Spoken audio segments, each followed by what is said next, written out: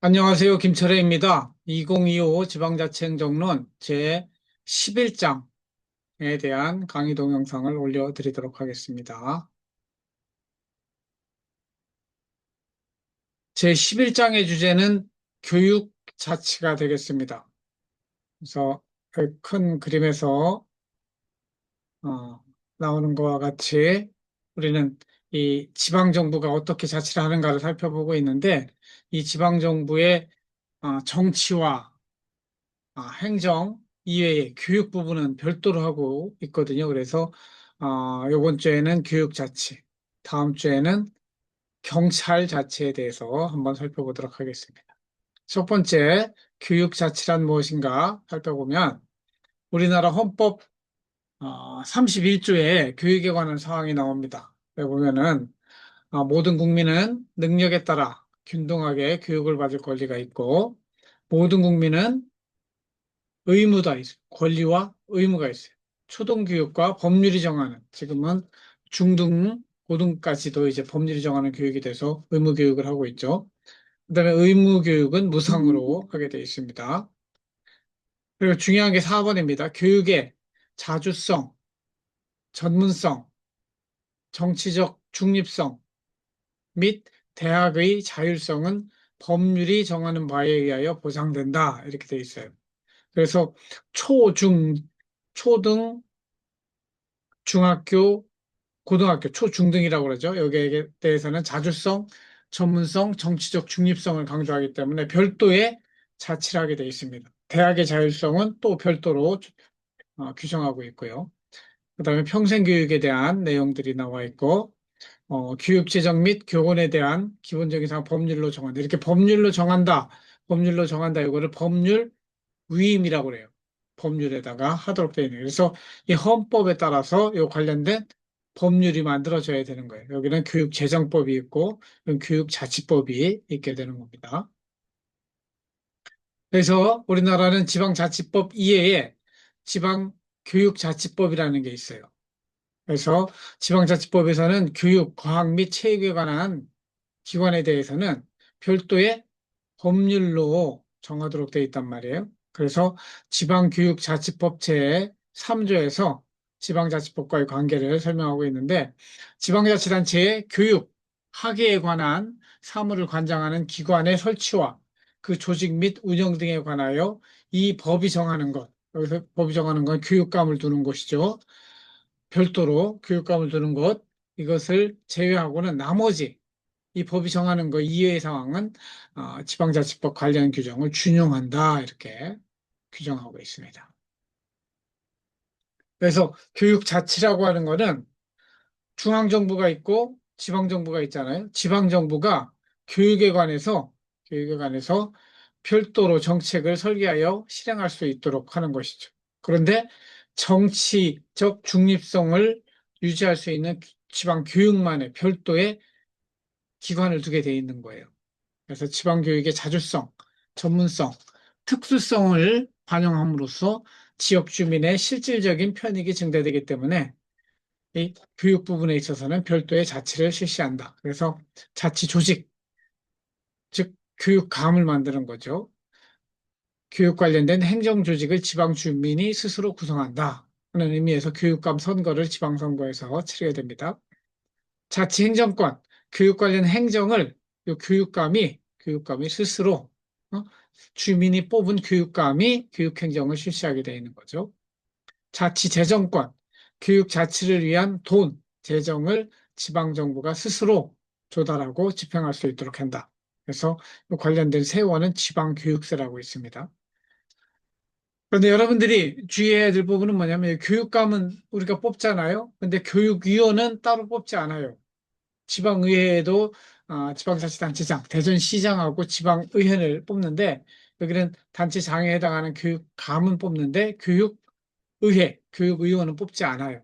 이거는 역사적으로 옛날엔 교육위원을 별도로 뽑았는데 2014년부터 교육위원 새로 뽑는 거 별 의미 없다. 그냥 지방의회에 교육위원회가 있으니까 시도 지방의회 교육위원회에서 하는 것으로 하자. 이렇게 돼 있고 제주도면 제주도만 특별자치도로 되어 있기 때문에 교육위원 제도를 존속하고 있습니다. 당연히 사법권은 지방교육에서도 적용되지 않습니다. 지방자치는 우리나라는 입법권과 행정권까지만 있는 것이죠. 그래서 구체적으로 교육감, 지방교육의 지방기관인 대전시장이 있으면 교육감이 있단 말이죠. 그러니까 대전시 교육감, 지금 우리 한남대 학교 출신인 설동호 교육감님이 12년째, 3번 연속 하셨어요. 이제 올해가 마지막입니다. 교육감이 당선되면 4년 동안 하게 되어 있습니다. 3회에 걸쳐서 계속할 수 있어요. 연임이죠. 그래서 12년째 하고 있는 거죠. 지금 설동호 교육감님이.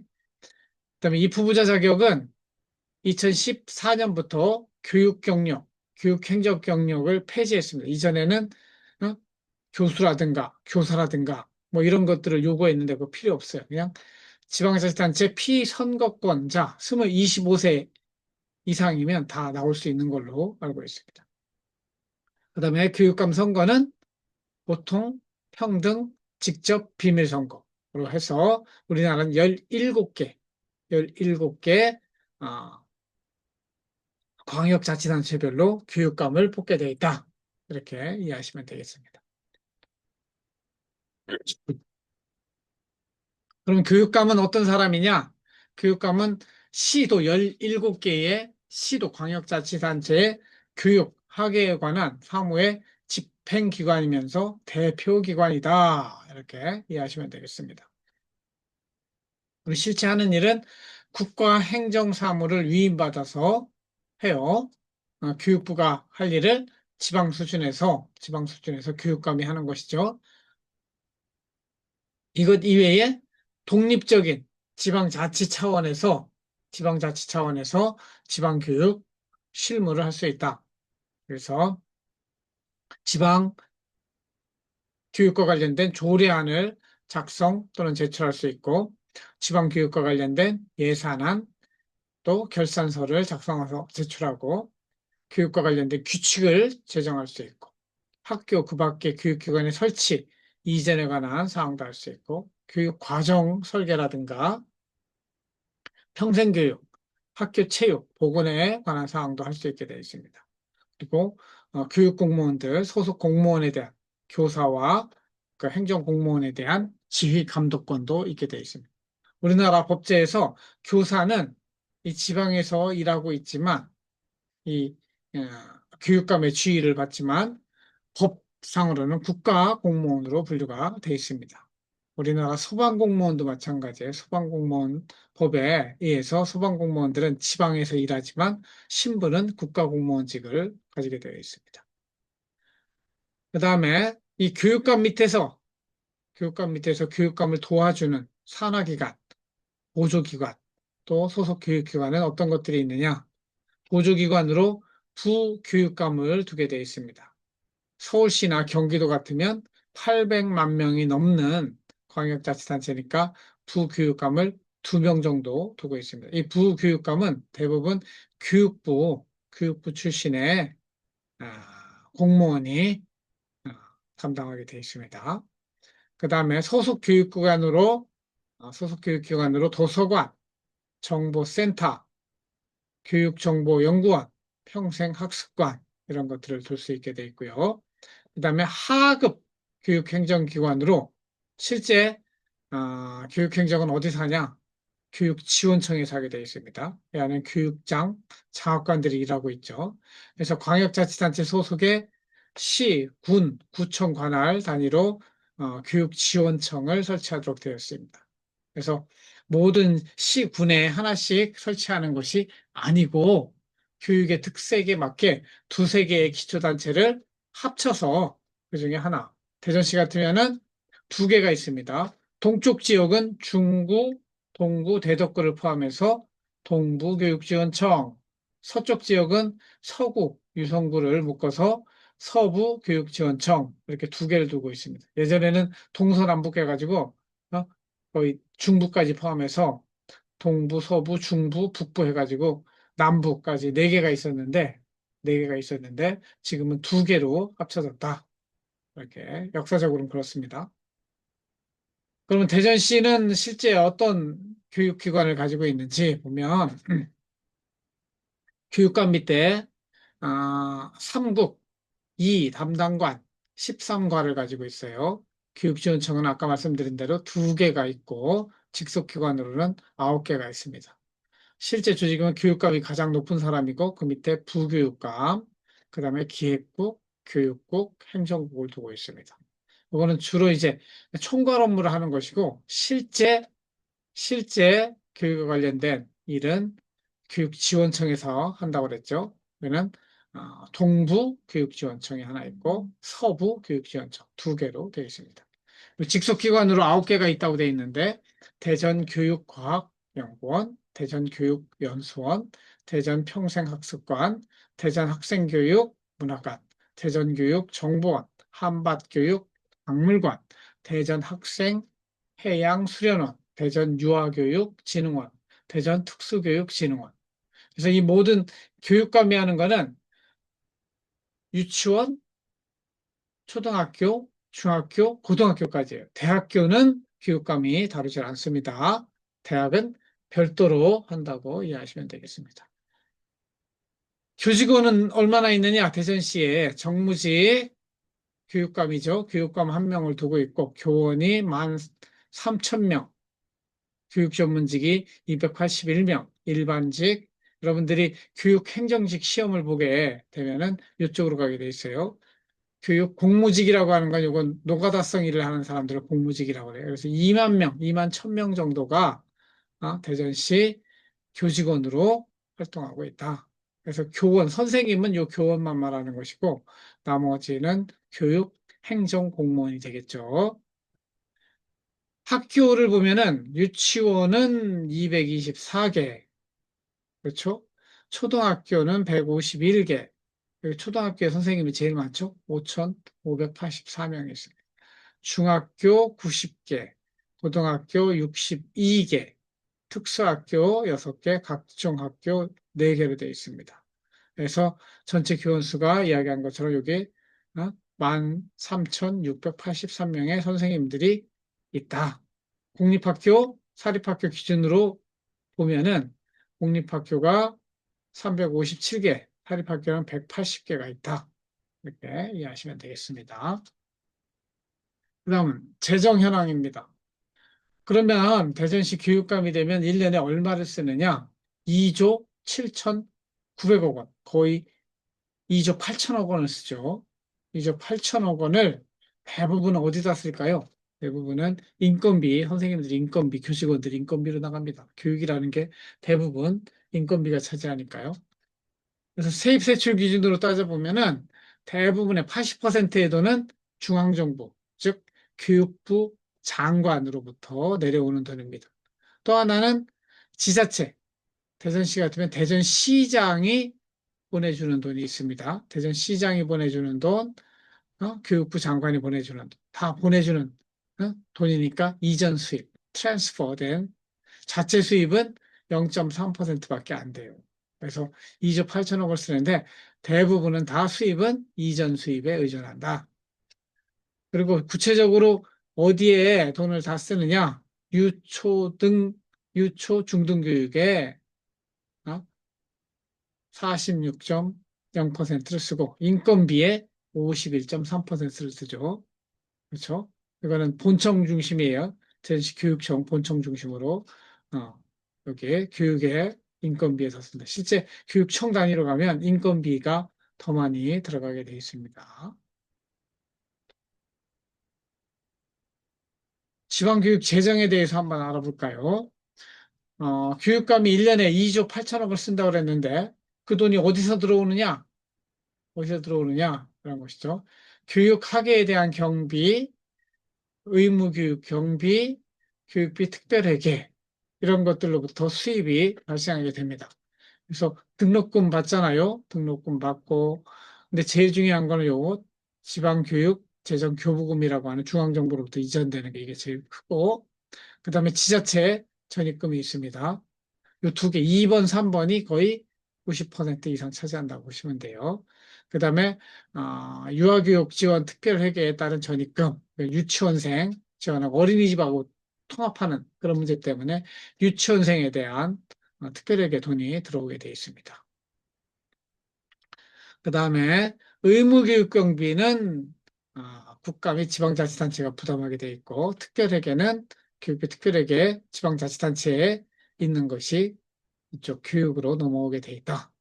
그래서 한번 이제 대전시 교육청 중심으로 살펴보면 교육부 장관이 20.24%인가가 되었죠. 내국세의 20.24%를 해가지고 계산해서 17개의 시도 교육감에게 보냅니다. 요 중앙정부로부터 이전되는 지방 재정 교육 교부금이 80%를 차지하고 또 대전시가 지방 교육세를 걷어들인 거 있잖아요. 그걸 전부 이쪽으로 보내게 돼 있어요. 그게 한 17% 차지하고 이게 거의 전부다. 이렇게 이해하시면 되겠습니다. 중앙정부로부터 오는 지방교육재정교부금, 그 다음에 국고보조금, 특별회계 전입금이 있는데 지방교육재정교부금은 아까 말씀드린 것처럼 행안부가 주는 지방교부세하고 똑같아요. 그래서 여기는 교통교부금, 특별교부금, 증액교부금으로 나누는데 대부분 90%, 95% 이상은 다 보통교부금이라고 그래서 행정 수요와 수입액을 지방재정 자립도라고 그랬죠. 그걸 따져가지고 보내게 되어 있습니다. 그리고 국고부조는 교육부에서 수행하는 사업, 보조 사업을 할 때 여기가 한 2천, 천 원 단위니까 100만, 1000만, 100만, 1000만 원, 250억 정도 국고부조가 오네요. 그리고 유아교육에 관련돼서 특별회계로 넘어오는 게 한 1000억 원 된다. 이렇게 이해하시면 되겠습니다. 아까 이야기한 대로 보통교부금은 내국세 전체의 총액의 20.79%, 20.79%를 이쪽 보통교부금하고 특별교부금으로 주는 거다. 이해하시면 되겠습니다. 그 다음에 이전 수입이 중에서 중앙정부로부터 오는 이전 수입이 아니고 지방자치단체 대전시로부터 오는 수입은 지방교육세 전입금, 담배소비세, 시도세 전입금, 학교용지부담금, 보전금 이런 걸 합쳐가지고 매년 한 4천억 정도가 대전시로부터 이전 수입으로 잡힙니다. 이거는 법에 의해서 이 돈은 대전시가 받으면 바로 대전시 교육청에 어? 이전해 줘라. 이렇게 법으로 되어 있기 때문에 넘어오는 돈이라고 보시면 되겠습니다. 이거 이외에 비법정 이전 수입으로는 한 700억 정도가 있다. 이렇게 이해하시면 되겠습니다. 그래서 대전시 세입은 대부분 중앙정부로부터 오는 게 80%, 그리고 지방자치단체로부터 오는 게 거의 한 17% 되고 나머지 자체 수입인데 결국 여러분들도 학교 다니면서 뭐 활동비 냈잖아요. 그렇죠? 교수 학습 활동 수입, 행정 활동 수입, 또 뭐 자산 임대료 하는 경우도 있거든요. 이런 것들 수입은 자지자른데 얼마 안 돼요. 84억밖에 안 되잖아요. 대전시에서 전체 3조 원 중에서 80억밖에 안 되니까 정말 껌값이다. 그러면 그 돈을 다 어디다 쓰느냐? 어? 교육 단위로 보면은 유아 초중등 교육에 여기에 47%를 쓰게 돼 있죠. 그리고 인건비, 선생님들, 교육행정 공무원들 인건비로 50%가 나갑니다. 평생교육은 아주 조금밖에 안 해요. 0.2%. 그 다음에 교육행정 일반 관련된 거 여기에 2.6%가 들어간다. 그래서 대부분의 세출 예산은 인건비와 어? 유, 초, 중등 교육에 들어간다. 이렇게 이해하시면 되겠습니다. 성질별로 보면은 성질별 아까 인건비가 제일 많다고 그랬잖아요. 인건비 쪽에 얼마큼 들어가요? 예산의 기준으로 따지면 인건비 중에 여기가 87.6%, 물건비의 8.9% 이런 식으로 차지하게 되어 있다. 그래서 예산액 중에 대부분은 교육행정 예산은 지방교육재정은 인건비로 들어간다. 이렇게 이해하시면 될 것 같습니다. 복리후생비도 사실상 인건비하고 비슷한 거예요. 그 직원들의 복리후생을 위해서 들어가는 돈이니까요. 그 다음에 이제 대전시 교육청이니까 이전 지출이 뭐 11% 차지하고, 이전 지출 중에서 경상 이전, 자본 이전, 이거는 1년 내에 쓸 돈으로 이전하는 걸 이전 지출. 1년 넘게 토지를 구입하거나 건물을 매매하거나 건물을 짓거나 하는 걸 자본 지출이라고 그래요. 이쪽에 경상 이전 지출 11%, 자본 지출 11.4%, 뭐 이런 쪽에 들어간다. 그래서 여러분들이 좀 알아야 될 거는 이 교육 분야는 헌법에 따라서 별도의 교육감을 두고 교육 재정을 별도로 둔다. 그래서 역사적으로 볼 때는 이 교육이 너무 중요하기 때문에 일본으로부터 넘어온 제도예요. 일본도. 그러나 일본도 이미 이제 교육 자치는 포기했고 다 이제 통합하거든요. 지방자치에. 우리나라도 제가 볼 때는 지방자치에 통합할 필요가 있다. 그 실제 교육감도 교육 경력 있는 사람이 하는 게 아니고 결국은 다 정치적인 인물이 하기 때문에 선거로 한다는 얘기는 다 정치예요. 뭐 정치적 중립성 때문에 아, 교육감만 따로 별도로 뽑는 교육 자치를 하고 있는데 제가 볼 때는 우리도 이걸 좀 통합해서 지방자치에 통합해서 할 필요가 있다. 그리고 필요한 경우에 교육 자치에 관련된 것들은 좀 자주성을 좀 전문성을 허용해 주는 이런 쪽으로 가는 게 좋지 않겠느냐 이런 생각을 가지고 있습니다. 그래서 교육 자치는 뭐 나중에 시험은 나오지 않지만 여러분들이 기본적인 상식으로 알고 계시라고 이렇게 1시간 강의를 해드렸습니다. 이상으로 제 11장에 대한 강의 동영상을 마치도록 하겠습니다. 들어주셔서 감사하고 나머지 내용은 수업 시간에 또 질의응답으로 진행하도록 하겠습니다. 고맙습니다.